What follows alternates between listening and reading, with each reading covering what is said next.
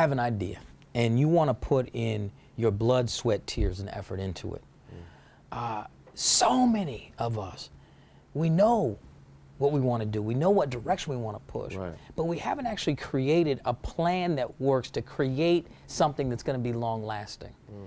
And that's why you see so many people burn out, they go hard, they start all these wonderful businesses, they do all these different things, but they don't have a plan in place for sustainability, and sometimes through no fault of their own. I'm not saying that it's about, if you have the perfect, sometimes you could have the perfect plan, you could be tight, everything could be tight. Certain things, that sometimes they're economic realities, sometimes they're downfalls, things you didn't predict, competition, etc. You know, in the area where I live, there is a young woman who opened up a coffee shop.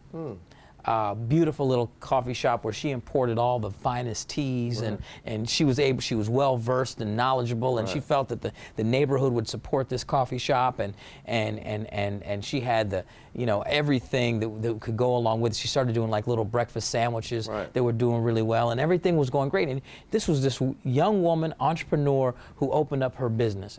Now, lo and behold, Starbucks opened across the street. Oh my goodness. Now, she could see that as a potential negative, or she could see it as a benefit. Because one thing that Starbucks does is it attracts people who like coffee to the neighborhood. So the question becomes is, she may have to change up a little bit now. Maybe she has to make herself a little bit more visible. Maybe she has to do things to create the sustainability, because a different competitive reality came into her situation. And so in all my books, I write about this idea of being adaptable. If you're not adaptable, you will not have sustainability. And then to go back to your point before, this being self-critical, being willing to take a look in the mirror. This is really hard to say, but it's true. Most people who come to the party tend not to be bringing anything new.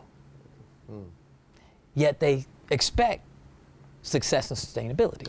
A new outcome. Exactly.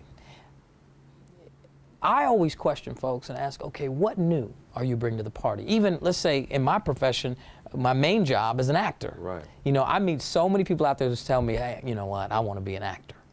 I want, you know, I'm going to be a great actor. And then I ask them, I said, well, what new are you going to bring to acting? Or you know, what are you going to do that's new and different? And they say, what do you mean?